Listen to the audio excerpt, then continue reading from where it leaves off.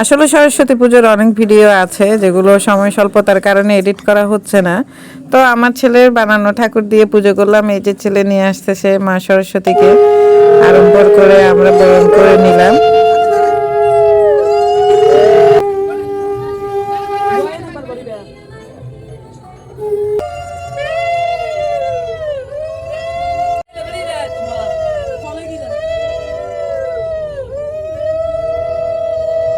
তো আগের দিন মাকে বরণ করে রেখে তারপরের দিন এভাবে পিঠা বানালাম, অনেকগুলো ভাপা পিঠা, চিতল পিঠা, দুধ চিতই, এরকম কয়েক রকমের পিঠা বানিয়েছি পুজোর জন্য। আসলে তাড়াহুড়ো করে সব করতে হয়। মায়ের ভোগের জন্য খিচুড়িও রান্না করেছিলাম।